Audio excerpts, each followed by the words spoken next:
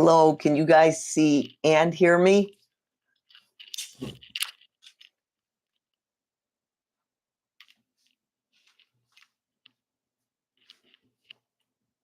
Anyone there?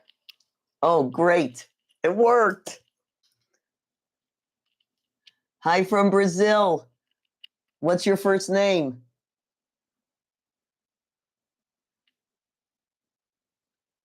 I want to thank How We Got Here, Brian Nash. It's an amazing channel on genealogy and family history. He helped me get set up here. Follow his channel. Have a good look at him. Oh, wow. It's great. Okay, we're going to wait. We'll wait till 8 o'clock, obviously, till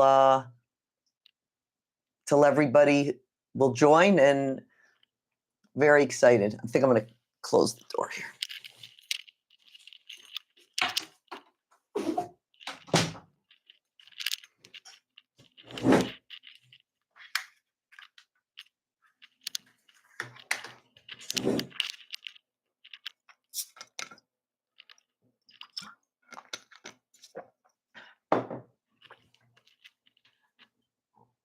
Okay, I hope I pronounce it Moaser.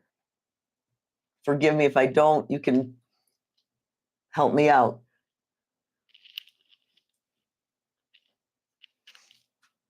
Okay, where else is everybody here from? We have Colombia, Brazil.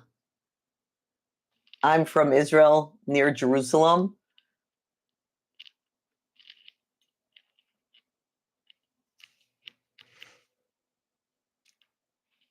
Okay, I'm excited to get started, but we got to wait. Beatrice, welcome. Beatrice had an image that we evaluated last week that was, I loved it, and I used it for the thumbnail for this week. And by the way, you guys see these new shelves here? My son-in-law made them, and I have a lot of my equipment up there because I'm a little short on space here. Jason, right? I remember you're from New Mexico. I think we should do photography workshops in all of the places that you're from. What do you guys say? Oh, good going on the pronunciation.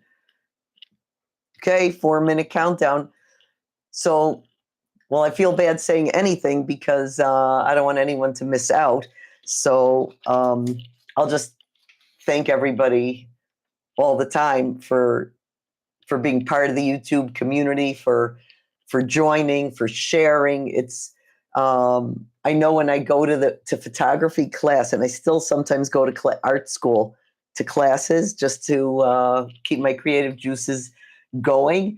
And whenever you present your photos, you're worried, what's everyone going to say? I mean, I go through that, but I'll tell you already now, for those of you that submitted and those of you that will submit, I've rarely seen really horrible photos. And tonight's, well, to me, it's tonight. It's almost 8 p.m. here in Israel. So the photos today are beautiful. I learn from you guys. I hope and pray you learn from me, and really excited for the live. And I'm really excited for the next video, which will be a surprise. It'll be dropping, I hope, in the next day or two.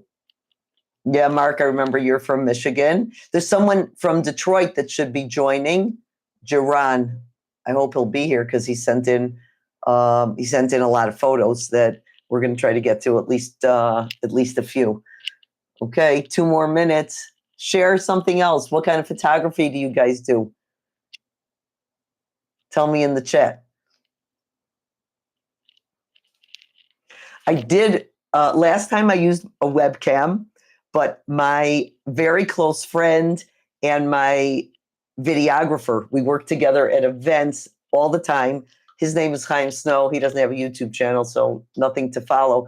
But he told me that my Sony a7 IV camera can be used as a streaming output source. So I hope that you guys see even better because I'm using a Sony camera and not a junky webcam. Hey, Jaron, you made it. Fantastic. Great. Okay, we're still on 2 minutes. I have 7:58 here. Well, now that the camera worked, I can put this away. This. What kind do you guys have good webcams? This one I bought is not too good. So I'm really happy I found a new solution. New Zealand. Brad, is that your full name?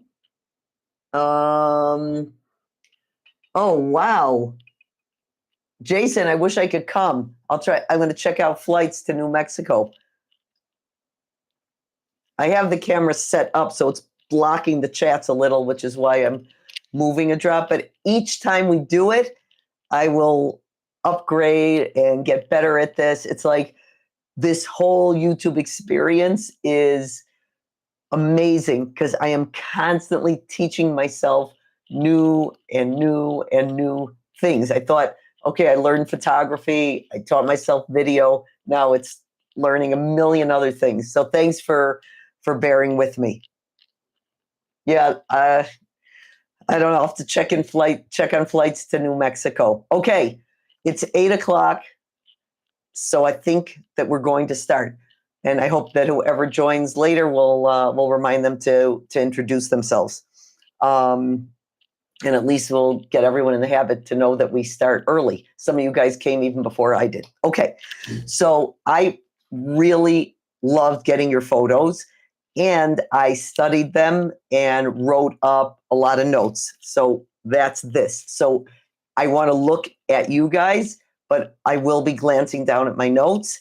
And forgive me for that, but I'm engaged totally with you. So first of all, really welcome back to those of you that were here last time and to the new members. I'm so excited. I also was a little nervous, I'll admit. We have some beautiful work from different photographers. And it's a mix, actually, which worked out amazingly of portrait, street, and landscape.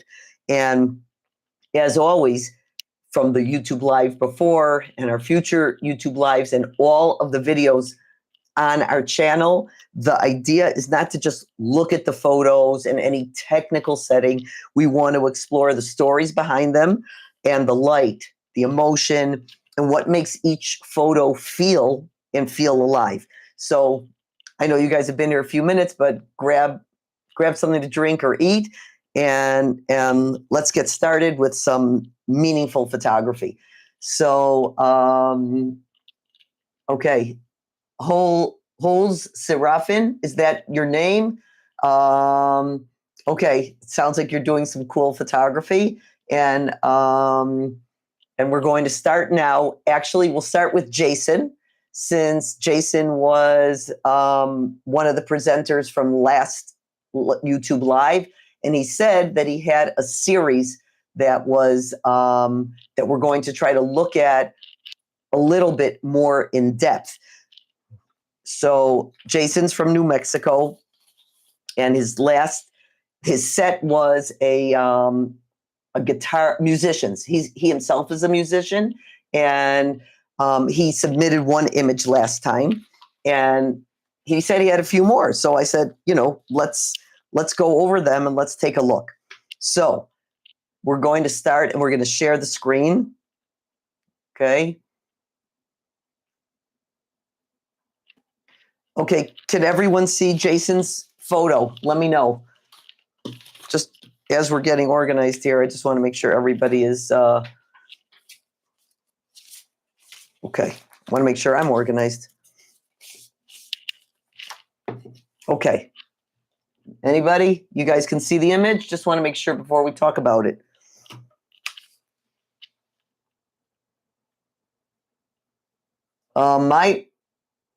My microphone's working great. And can you guys hear me? Because Carlton said he can't.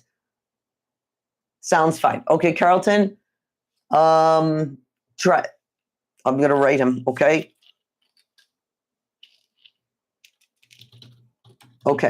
Okay, so we're talking about musicians. This is a portrait.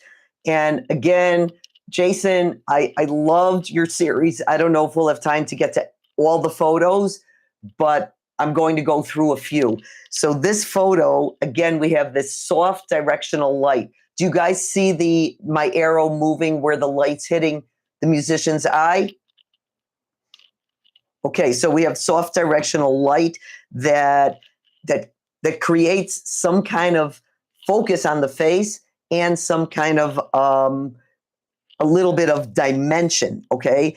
And we feel close to the person here. We feel close to the musician because of the close crop. So we have the focus and we have an intimacy with Jason's subject. And the warm color of his skin along with the color of the guitar makes for a nice harmony. Now, my only real improvement. Now, one thing I'll say, and I'll say this throughout, you guys sent in really good photos. And I think I'll say that probably every time, but I don't want it to be meaningless. So I am going to say that I really mean it. And that this time we have really interesting photos. And any suggestion that I make, I want you guys to understand that you're an artist, I'm an artist. We're both artists. We're all artists. We're trying to express something with our photos. So my suggestions are coming from my opinion, my viewpoint, hopefully my expertise. You can take it or leave it, because the idea isn't only, or even mostly, the technical expertise. The idea is the meaning and what we want to express. So let's get back to the photo. I just feel that even though I like that it's closely cropped, I also feel that maybe there could have been, maybe it didn't have to be cut off so tight at the top or on the side. And I otherwise love the photo. Okay, I don't have too much improvement on. I don't even have that many suggestions. So I'm going to move to the next photo in this series because it has a little bit more to teach us. Okay. Okay, so everybody see our guitarist sitting in the dry grass. Okay, arrow. You see the arrow now, Mark, right here. So this photo is really continuing our. Do you see it now? Sorry, I want to know if you guys see the arrow on the face. I'm pointing to something on his face. Okay, no one's answering. I'm going to keep going. This photo is very, tells us even more of the story, okay? We have an environmental portrait. We see the fence, we see the dry grass and the guitar, and it gives like a real earthy, authentic vibe. And the way that he's sitting is also extremely, extremely telling.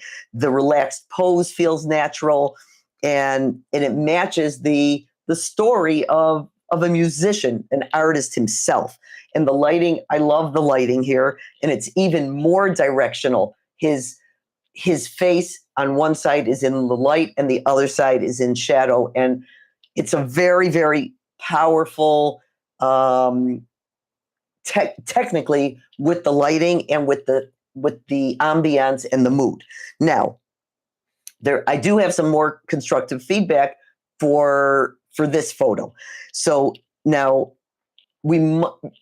I thought we could maybe move the musician. I don't know if you could move him, or if it was posed, or if you caught him in this moment, but move him a little bit more here, because this pole that's coming out of his head is a little bit bothersome. And in post-processing, I might have also gotten rid of this pole on the right. So yeah, so those are two suggestions. And some people might want to crop a little bit higher to see his face a little bit better, and keep I think his hands are great, and I think the pose with his feet is fantastic. So I personally wouldn't want to lose that. He is close to being centered. So maybe if we had moved him a little this way and then been angled off to the side, we would have had a little bit more dynamism, a little dynamic tension. So, and of course the guitar here, the guitar is so much a part of who he is that I might have thought we could also move that over a little to see more of it. So Jason and everybody, but it's Jason's photo. I hope everyone understands that there's so much here that tells the story I think that Jason wants to tell, and it's very powerful. And these minor details could really make it stronger. Also, because it's on an angle and the plane of focus is a little bit stronger here. I don't know if you guys can see, and it's a little less strong here because it angles back. It would be nice that the whole fence would be blurry. So these are minor details, just his position and his relaxed pose, whether it's posed or natural. You did an amazing, amazing job on this image as part of the story. I'll show you guys a few more of the photos.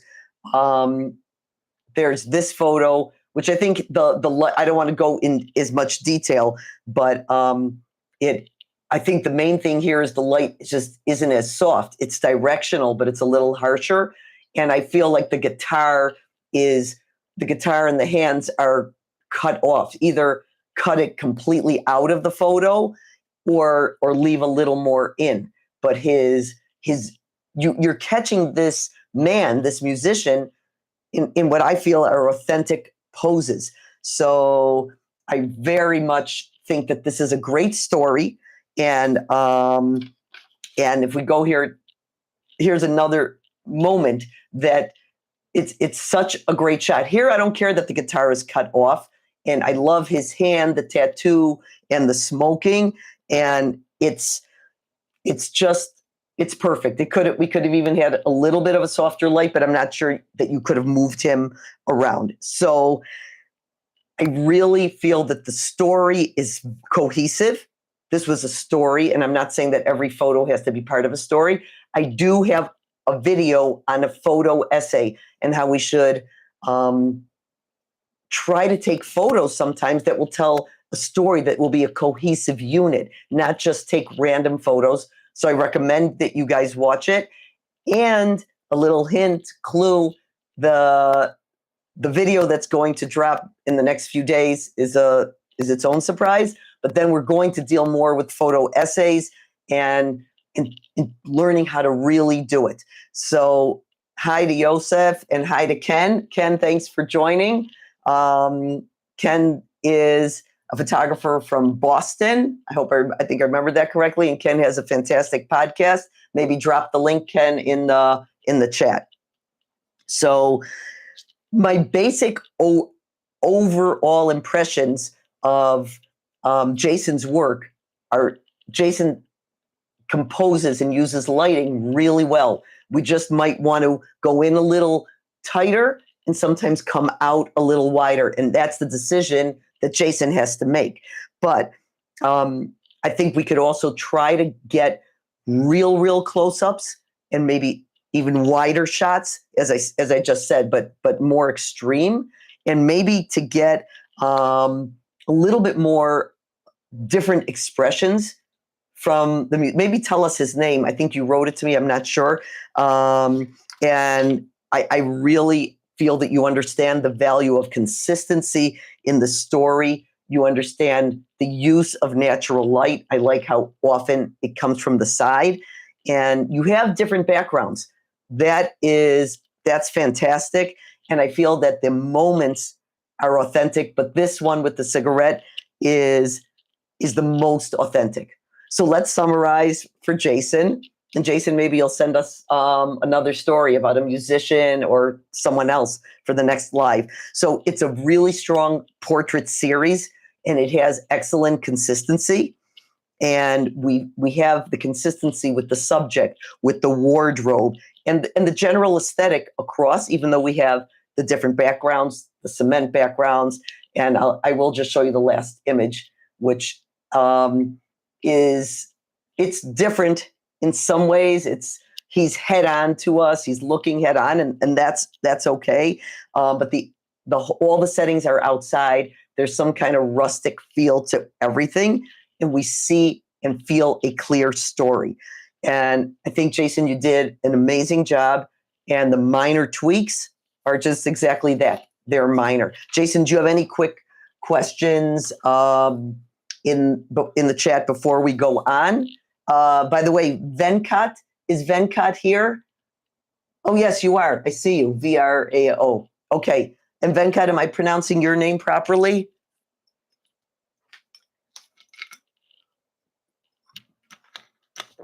Okay, we're going to move on. Let's see if we can go here. Okay.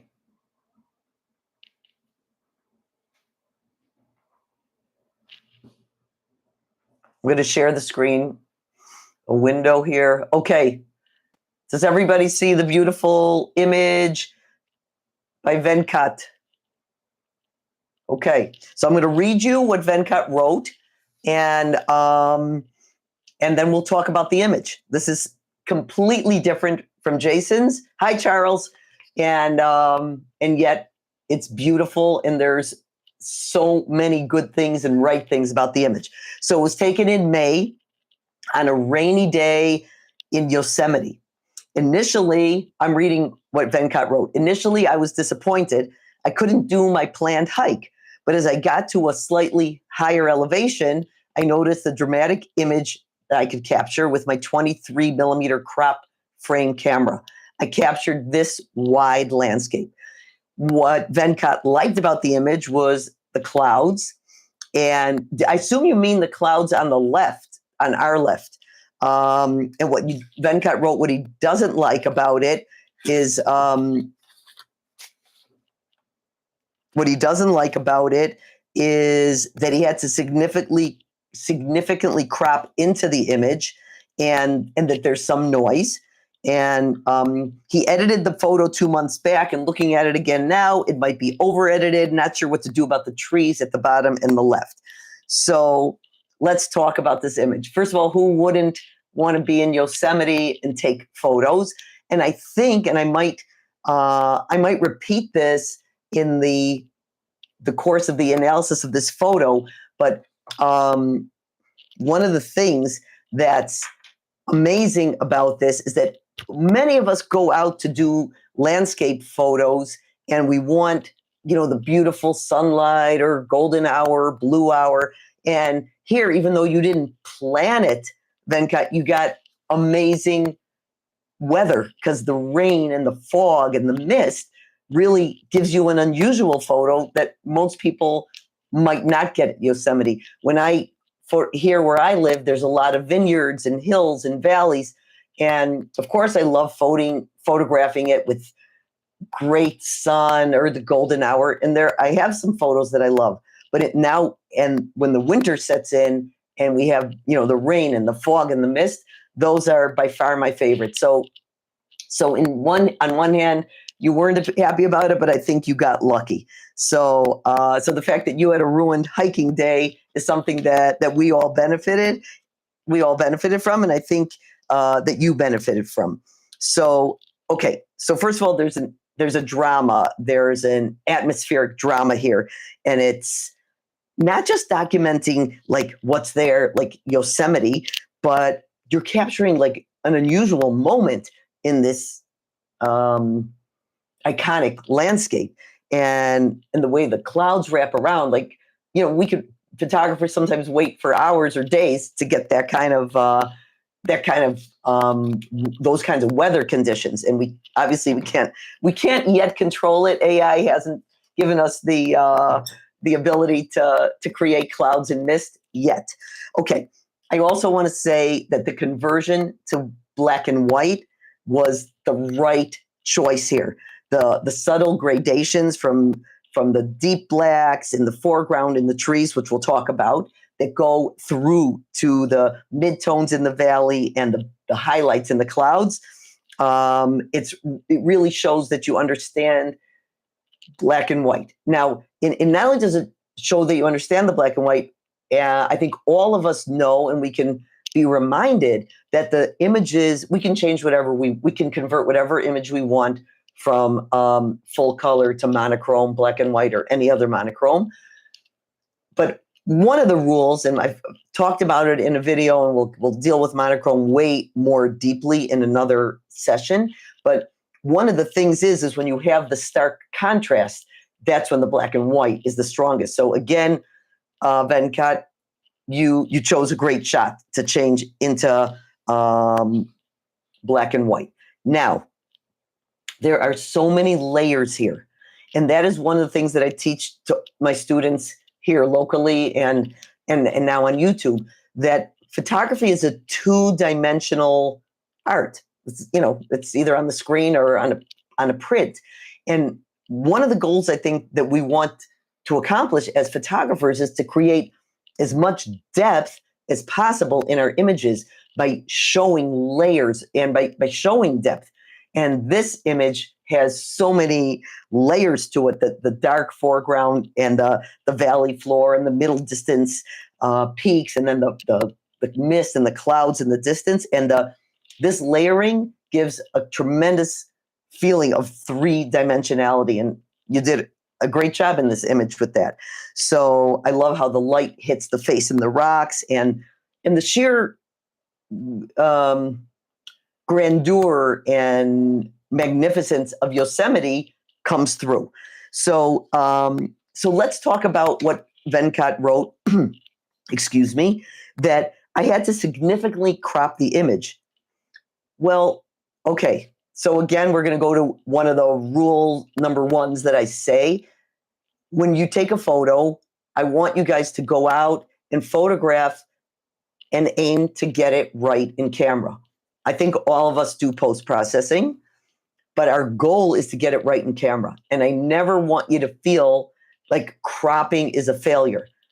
We often crop, we often have to. I think what would bother me more is to say every time we go in that we snap and press the shutter, that we say, oh, okay, it's okay. I have a lot in here I don't need, I'm going to crop. That I personally don't like, and I don't condone that. But again, everyone can do what they want. But I think that cropping isn't a failure. It's part of the creative process, especially when it's done, so to speak, innocently. And I did some research. Who's our most famous Yosemite photographer?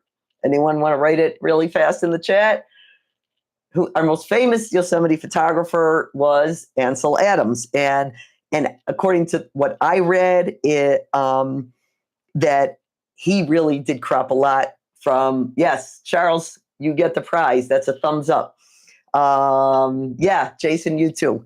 So he also cropped. I think everybody crops. So I really want it to be something that's not intentional from the beginning, but something that is part of the creative process, and editing is part of the creative process. So I think that I don't feel like, oh, this image was cropped, or I feel that you did it because you had to do it. Now, we do have noise. Yes, there is noise, especially in the sky and the darker forest areas. But sometimes grain can add to the aesthetic of a photo, and it could create texture and a film-like look. So it's something we'll get to in a few minutes, but and we need to address it. But again, almost nothing is bad 100%. It's the intention. It's how you use it. And in this case, I think at this point, it's a little bit borderline. And in the sky, it looks like a little digitized. But it's not destroying the image. So my solutions for that, for you, Venkat, in the post-processing, I would add like a little blur in that area to smooth the sky and reduce that digital noise. And then if you wanted to add some grain, you could add it in as grain, but not digital noise. But that's your artistic, your artistic choice. And just for more advanced Lightroom or other editing software users, you can use a luminosity mask to treat different areas differently. You could also just use the brush. So I really don't feel that the noise is detracting tremendously, and I think that it can definitely be fixed. Now, if we talk about the clouds on the left, they could, I don't know if this was a concern of yours, they could be a little bit blown out, but I like them because it gives us the tonal range in the image. I just think that there's very deep blacks and bright highlights. There's like a very high contrast globally in the image. And I think that sometimes when we're trying to bring out detail, we might bring out too much contrast. So I might take it down a bit. And the trees in the foreground, I know you feel that they're dark, and I understand what you're saying. And we're going to talk about a little bit of a solution. I'd like to know, what you guys think about the trees. I was wondering back and forth when I was looking at what Venkat wrote and when I was analyzing the image. So the dark trees at the bottom, they could also be looked at as framing tools in some ways, but they might take up a little bit too much space. We want to focus more on the line leading us through to the mountains. And we don't want the trees blocking us or distracting our attention to the main subject of this. We don't want the trees to be an obstruction. So here are my possible solutions where that you might be able to do. Okay, here we go. We have the arrow again, and I hope I see we got more answers of Ansel Adams. So good for you guys. I would maybe address this image in a little bit more of an asymmetric way, like maybe crop it down from here a little bit. This area isn't adding that much.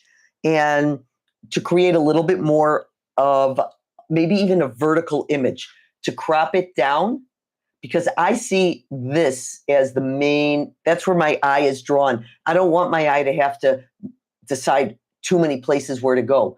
So maybe crop it. Venkat, try it as a vertical image. See if that could work for you. And we'd have like a more focused, intimate image on what I see as more the mist and the clouds above the mountain peaks on my left. One other solution that I have is you could lighten the trees in the foreground. That you could easily do, and it would feel like maybe a little bit less dead space. And it would maybe be a little bit more part of the landscape. It would keep the wider view, and it would integrate the foreground a little bit more. Thank you, Brian. I think Brian has to go to another Zoom. Venkat, do you hear what I'm saying? Does it make like some sense as to how you could improve a really, really good image? So basically, your original image, the scene, it has a huge dynamic range, which is why also the black and white worked really nicely.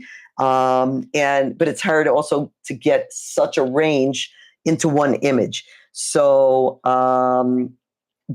I still feel that you did a good job with it, and you did the beautiful, beautiful conversion. And you used, I believe, a 35 millimeter, and that on my last video, I think that's great for landscape. And obviously, I've used wider lenses for landscape and more telephoto for landscape. But anything goes, but the 35 worked great here. And I really feel that the image is sharp, and where you have the grain, we talked about how to fix that. So basically, to summarize, Venkat, is Mark, I agree with you. I'm sorry, I'm interjecting because I want to also address the comments here. Mark said he thinks the trees in the foreground add depth. Yeah, I looked at it more as because it bothered Venkat, and I said, okay, but they don't bother me as much. So basically, Venkat, here is my summary to you, and I hope it helps. Go back to your raw image, or your initially less edited version, and look at it fresh and say, Venkat, what do I want to say with this image? Is it a sweeping landscape, or is it a more intimate, atmospheric study? And based on that, then I would crop it accordingly. So, and we went over a little bit on the crops and the ideas of taking the grain down and the noise. And I really feel it's a beautiful image. I'd love to see how it works with some of the cropping. And if the dark trees bother you, which they don't bother me as much, if you lighten them and leave it as a wide sweeping landscape. So let me know what choice. Whoopsie. Let me know what choices what you'd like to do, and I'd love you to share the image with me directly, and maybe we could share it again on a YouTube Live. But to summarize, again, this is an image with a real, genuine atmosphere and drama. And that's a story in and of itself. And you've captured Yosemite, as we said, in a weather moment that not everyone has the privilege of getting, because people want to find perfect conditions. And I didn't talk with him, but I believe Ansel Adams would have loved the fact that you didn't do your full hike maybe, and you used the weather conditions to create a piece of art. Venkat, any other questions? Okay. Okay. So we'll try the crop. Let's go on. Okay, Jaron, are you here? We've been in touch a lot the last few days. Okay.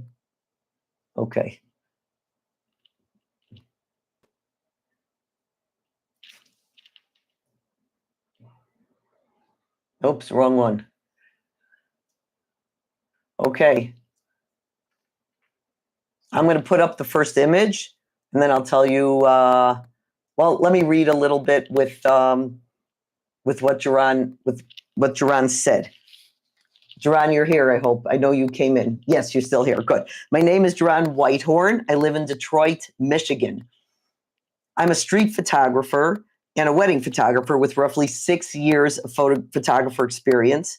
I use a Leica M2 and M10P, and he included 3 photos from 2 different projects, and all images, of course, taken by him. And we're going to do a project that that's called Between the Cracks. So here we go. All right. These photos.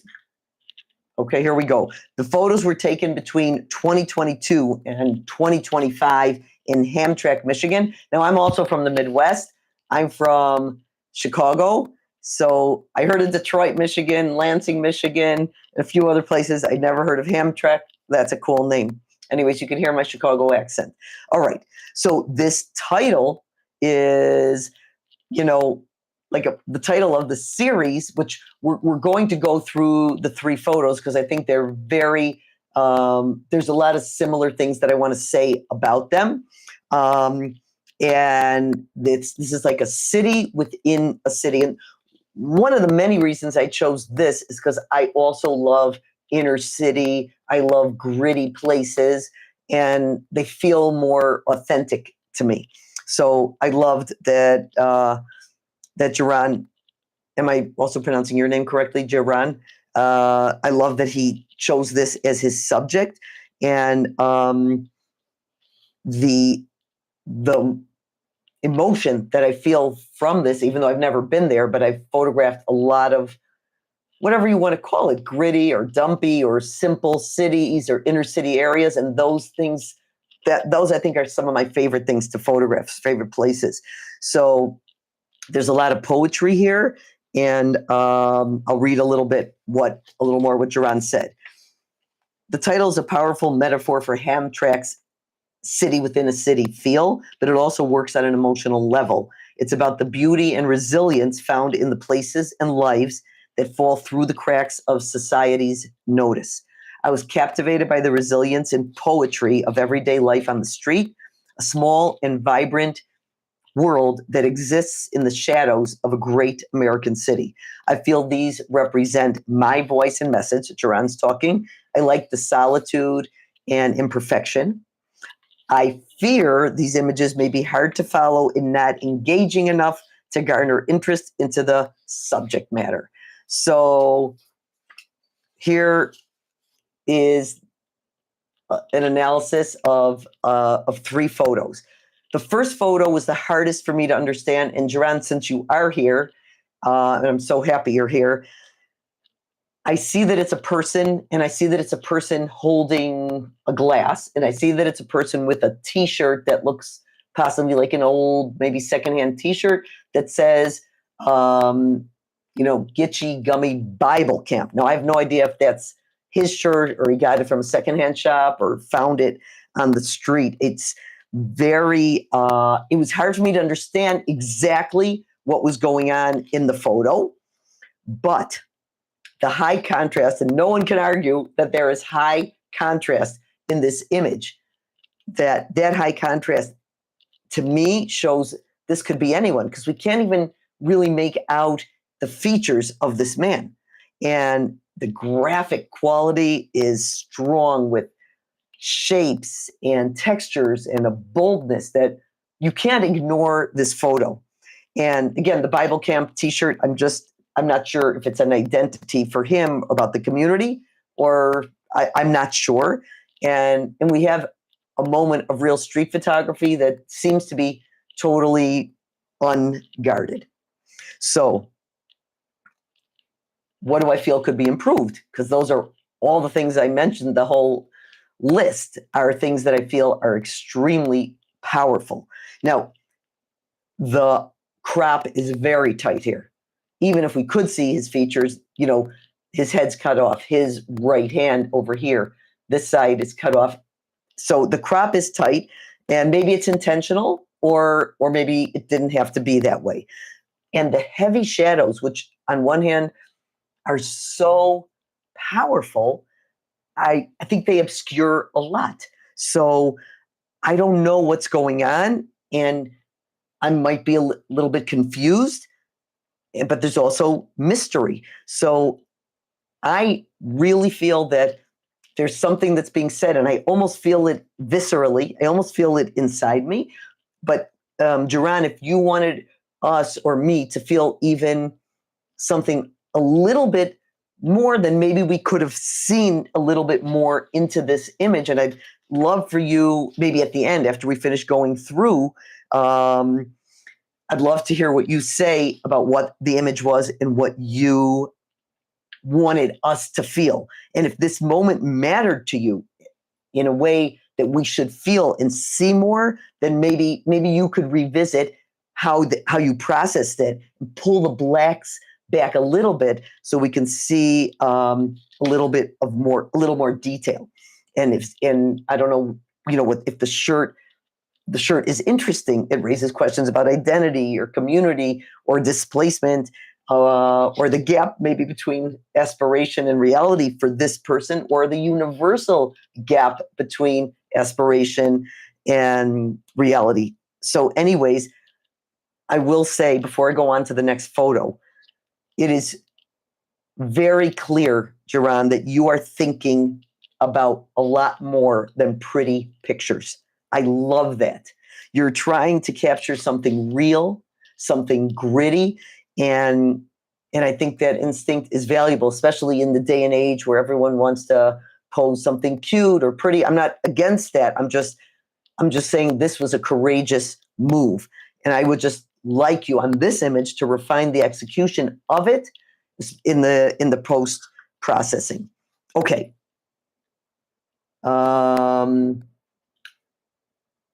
Okay. Do you guys see street, Eveline Street? Oh, yeah. Okay. I hope you do. No one's complaining about it. Eveline Street.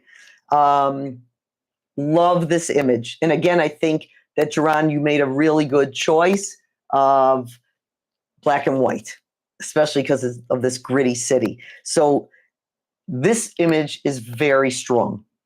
There's a lot of layering with the foreground, midground, and that architecture in the background. The foreground is the signs, the midground is the cyclist, background is the home. And the sign Eveline is it's like a classic American street sign that creates like a beautiful graphic element, and it gives like some kind of specificity to our location. And there's strong geometric shapes. Whoopsie, here in the in the arrow and in the one way, and it catches our eye. The small figure on the bike, I can't tell if it's a man, a woman, or a child, but it's the fact that that image is small creates like a scale. We've talked about scale in previous videos, and there's something to it that it's a comparison, and there's a level of vulnerability when he is or whoever's riding is so small. So look at these shadows and the light again create an atmosphere on their own, and the urban decay with these stickers peeling off and the fact that there are stickers there are all guide us to something that I think is clear to all of us. Now, how could we maybe improve the image? We said the cyclist is small, and that gives us a sense of scale and vulnerability. But maybe we would want something else. Maybe the viewer would want to understand a little more about the cyclist. But let's move on. Whether you want to crop it in tighter or not, Jaron, that's up to you. This Yodel TNF sign, I think that is distracting. Meaning, we see all these other things that aren't calling our attention. They just generally show us like a bit of it's dilapidated. But the Yodel sign I would have gotten rid of because it's distracting and it pulls our attention away without adding any real meaning. And we don't want distractions. That's the other, whenever I start a workshop on the streets, I say, listen, everything that you want that's important to the image, get it in the image. Anything that's distracting, take it out. No, I mean with your feet or with your composition. Obviously, sometimes you don't have a choice and we have to do it in post-processing. So, Jaron, that's my opinion on this specific image. But the image itself gives us a little bit of what I think you wanted us to feel, a person navigating the urban environment, and he or she is dwarfed by everything around him or her, and he or she is moving through a street that has a name, but it could be any street. It could be any street for sure in America. And I think the vulnerability of the small person in the scene is a very powerful statement. So we'll move to Jaron's last image. And I feel like it's almost like the decisive moment of Henry Cartier-Bresson. Like, you caught this child mid-stride with the ball, and it's like, that's childhood. That's pure childhood joy and movement. So that the framing through the two poles is, it gives us a real sense of observation in a street photography way. And I just love the boy and his angle and the shadow. And of course, this looks like, a main street that could be in any American small town. The worn sidewalk, the utility pole. It tells us a definite story. And the soccer ball is like a perfect detail. It's a universal symbol of childhood, of sport, of movement, of play, of hope. And there is a nice depth of field here that everything is sharp. We don't always need photos that there's going to be some things out of focus, some things in. That has its purpose. Here, I like that everything's in focus. So what would I improve here? What would I personally say? We talked about this framing is really cool. On the other hand, these two poles take up a lot of real estate in a limited frame. So, excuse me, maybe if you moved in a little bit closer and we even saw the child even a little bit bigger, maybe that would work. On the other hand, I'm not sure, because we can still see the child and we see the ball and we see the little, the step that he's taking. But either we could have moved in a little, Jaron, or you could have moved back more, so we would have had an even more stronger sense of environmental context. So it's just a thought. Now, the boy and his face and the ball are bright. And the whole street is bright. So what I would have done, I'd love to hear you guys say, more of your, I'm encouraging, these are beautiful photos, just more of your opinions, but that's up to you guys. I do feel that the street is very bright. And if you would have darkened just the street, we'd have an even stronger image with that boy and his bright face and the white shirt under the jacket and the white soccer ball. So that's one. And the sign here, red, I would have showed either a little more of it or gotten rid of that. That's a relatively minor detail. What I would say as a summary for your set is this image, this one here is the hope of this set. This image is the hope in a somber series. And in the somberness and the hope are both important. A child playing on the street could also just be a sense of loneliness, but I see it as hope, freedom, innocence.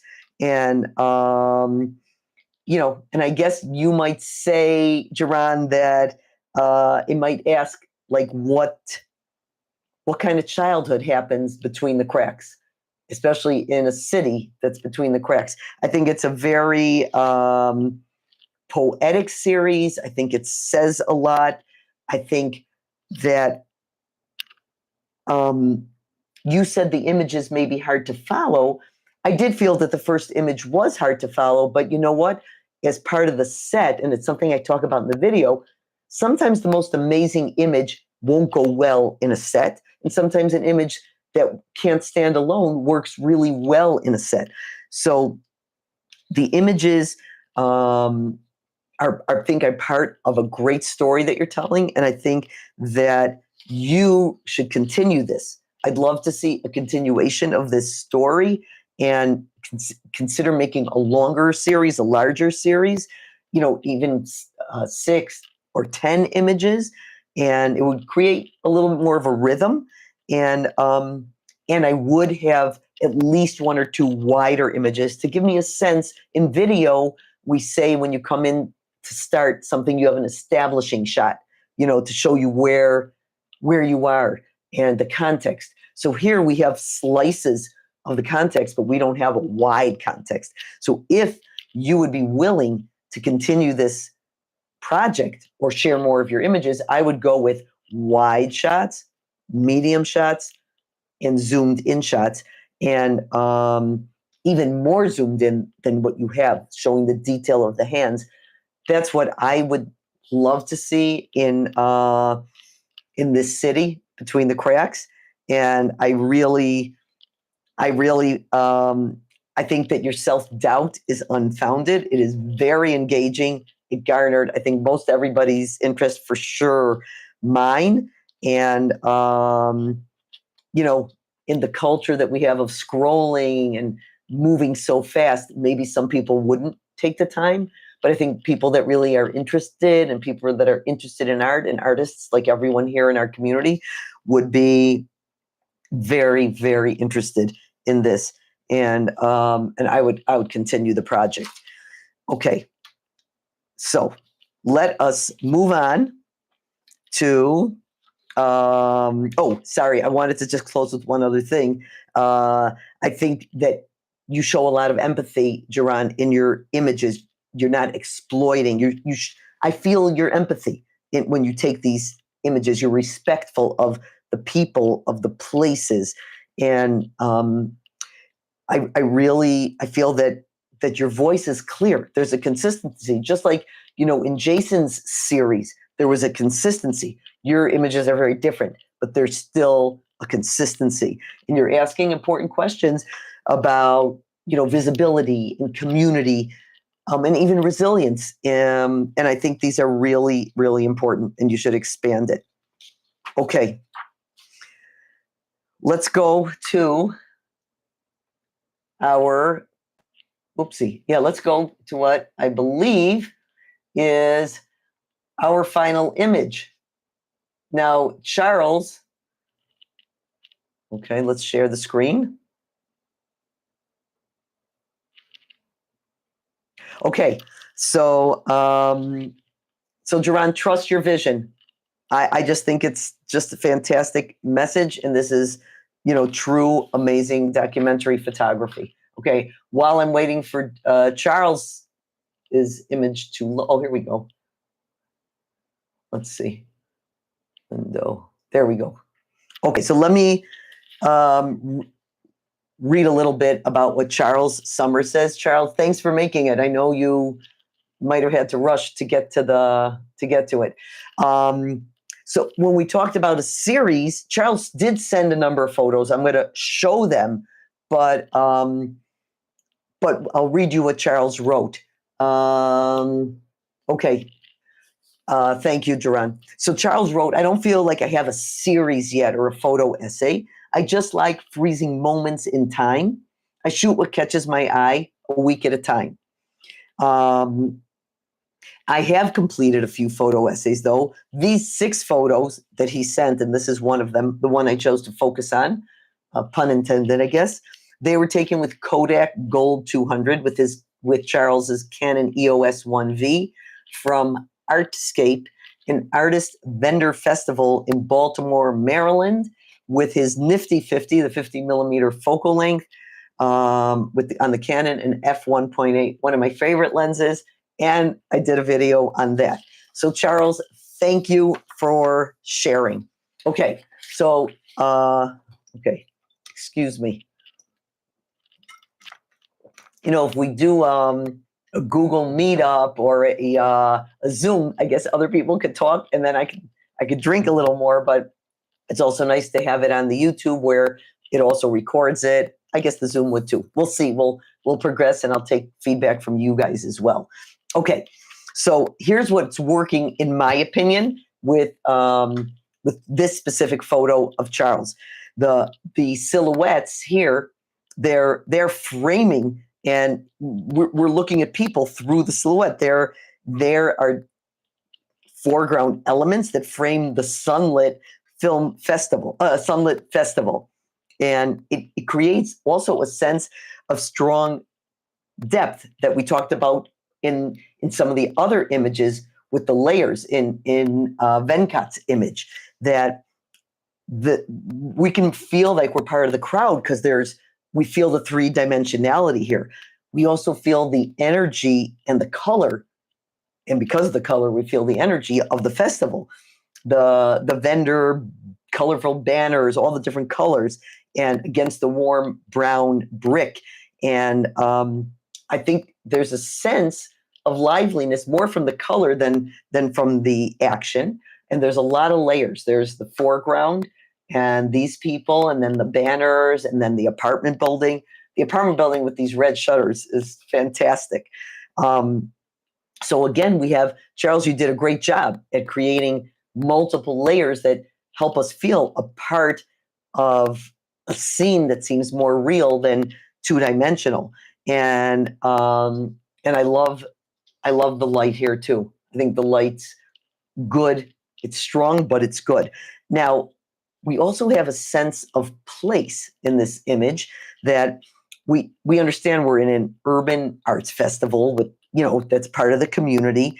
And that's really nice. Like, I wonder, Charles, if you could give some of these images to the festival committee. They might really appreciate it. So anyways, so those are the things that work fantastically. Like, this image would not be a good image to do in black and white, in my opinion, because the color is part of this image. It's part and parcel of what gives us the energy. But what are some of the ways we could maybe improve the image? Now, the silhouettes, which are powerful, are also they're very dark, which is fine. That's what a silhouette is, but it takes up a big part of the image, and they're completely black. There's no detail. There's not too much we could tell. I guess I can't even tell if this is an adult or child. Here we can tell someone's wearing a cap.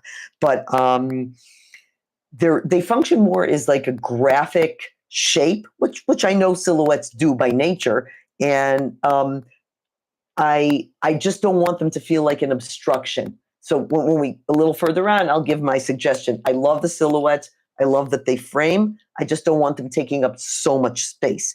Now, what works for the image could also be a disadvantage. What we talked about, that we feel the energy of a festival here, even if there aren't a ton of people, we feel it. But there's a lot going on. We have the silhouettes. We have a parent and a child, apparently, and we have these people looking at a booth, and this person maybe in charge of a booth. So our eye wanders here, and it's hard to find one clear resting place. And so we don't have one strong narrative hook. We do have a strong impression of what Charles is showing us at the festival. So there's a lot of different things competing for our attention. So it could feel overwhelming. Now, because it could be part of a series, even though Charles he sent a group, but he didn't term it as a series, this could almost be like an establishing shot. So we can go both ways. I just want to give you all of the things that I thought when I looked at it, and the strength here, as Mark says, the amazing colors, and I really love the framing of the silhouettes. Now, you really kept great detail in the highlights, and you gave us the deep shadows, which is totally fine. You used, first of all, good for you for shooting on film. You used the color palette of the Kodak Gold 200 really well. It's perfect for this like warm community scene, and the focus here on the middle ground is perfect, and that's where we that would be our focal point, I'd say. And I really love that you used the 50. Look at this 50 millimeter. It got everything that we need in this image. So how do we correct the small things of a fantastic image that's telling a story? And I really think you should talk to the Baltimore Festival and see if they want to use some of your images. So, I would have maybe used these silhouettes. Either maybe I would have moved a little bit more to the right, where I still could have framed these people and I'd still see the banners, or crop again from the top right down. Do you guys see that?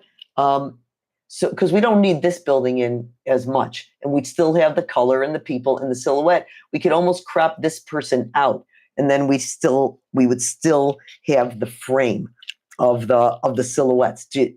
I hope you get. I hope you understand what I'm saying, Charles, and I hope everybody else does. So either I would have either repositioned or cropped a little bit afterwards. Sometimes in street, as we know in street photography, especially. Way more so than landscape. You don't always have time to think, and maybe if you would have waited, we would have lost these people, which I think are the strength here of the subject. Even though we're also looking at the festival, so I understand that you might not have had the time to move, but I would crop a little bit. If you're willing to do it, I'd love to see it. So also, if this was a standalone photo, and I'm going to show you some of the Charles's other photos before. Is everyone okay going a few minutes over the hour? Please, I hope it's okay. I want to just do this and close properly. If this is a standalone image, I would say like maybe we're missing something of the narrative. But if it's part of a series, this is, like I said, this is like the establishing shot. Now, if we look on, I'm going to go on to the next photo. Like, this is one of the photos that I really wanted to share with you guys. Window, boom. Okay, see here, this is a small, intimate moment, and I think it's at the same place. So this we know clearly, what our point of focus is here, and it shows like a little bit more what I wanted you to get, like a gesture or an interaction maybe someone closer into the booth, someone touching a piece of art. So here, Charles, I think you're showing something a little more intimate, and it's a good contrast to that very, very busy scene, which has tremendous energy and lets us really know where we are. But I think it's good to have a few images and not one or the other to stand alone in this case, because I think you can tell the story of this festival. So I'm gonna go through another image here from. I want to pick one. Okay.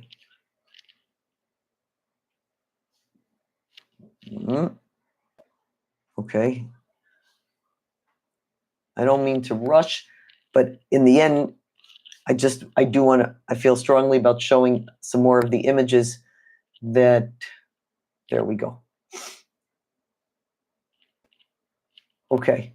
So you see, this is something, there's things that I could talk about this image. I'm not talking about each of your images individually, except for the first one, Charles, but these are details about the festival that are a little bit less busy. I might have cropped this a little bit more, but I want you to understand that each image individually has strength, but the first one, which was the main one I wanted to cover, is very busy and it's very energetic.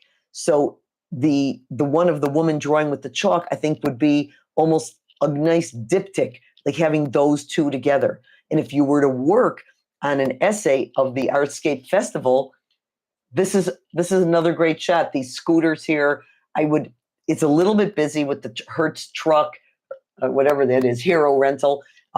There's a little bit too much here for a quiet scene, but I think you can take the 6 images and we can work on each of them to create a unit.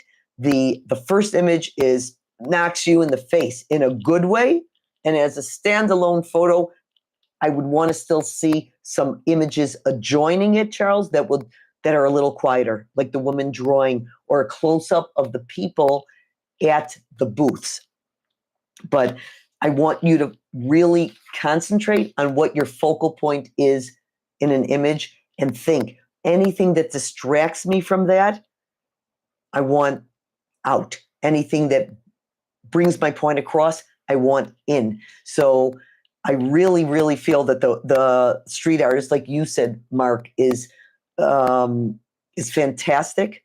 And the first image is almost just like an introduction to it. And it sort of lets us land a little more gently rather than the image standing alone without our eye having one place to settle. I hope that it's clear. What I do want to say, Charles said, one thing you said that I didn't read, that you're drawn to public spaces and community events and life unfolding. So I think you did capture that, and you are a good documentary photographer, and it's a good niche for you.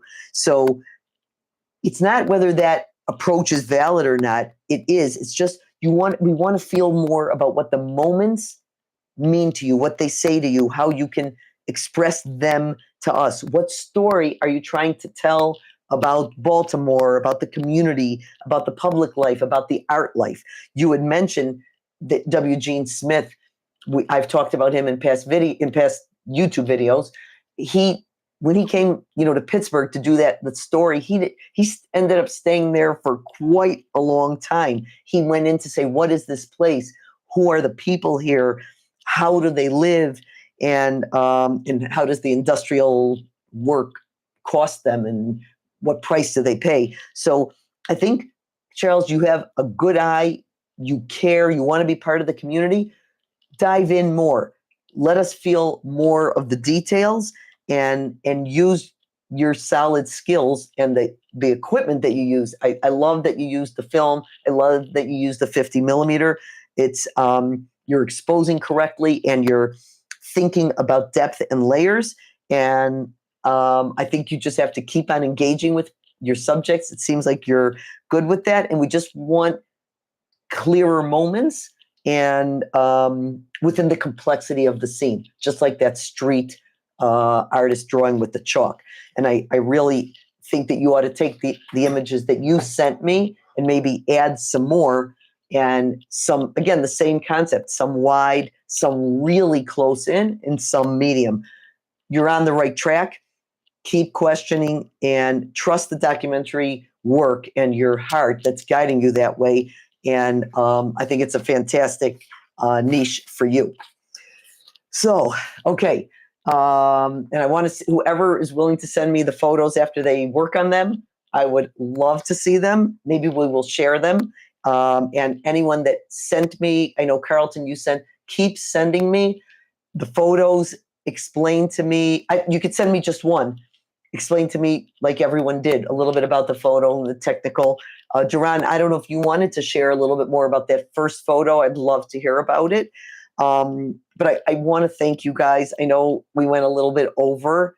I could talk photography with you guys. I wish we could all meet for a street photography meetup. And again, we will get to everybody's images eventually. And it's in the description, but if you want to send an image, you send it to my email, no larger than like 4 megabyte, even smaller is okay.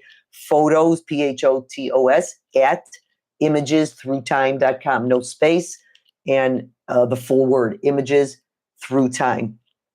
Thank you for coming. In the description, you'll find links to my Substack where I share more in words about the photography that we share together. I have a WhatsApp link for like a short tip. It's a quiet WhatsApp. Only I write there once every week or two. And I have a newsletter where I post updates and photo stories that I like to share about my photography and what I learned also from you guys. You can connect with me on Instagram, Rebecca Co Photo, REBECCAKO Photo, no space, Rebecca Co Photo.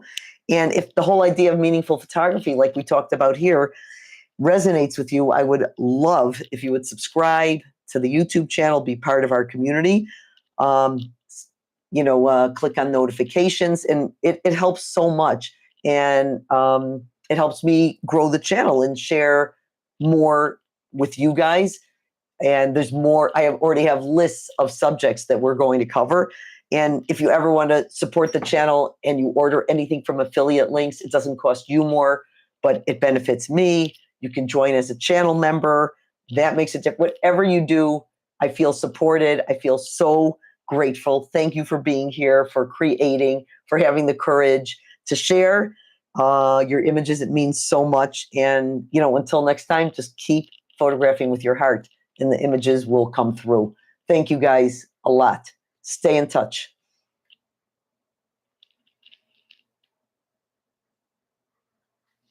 Thanks, Pippa.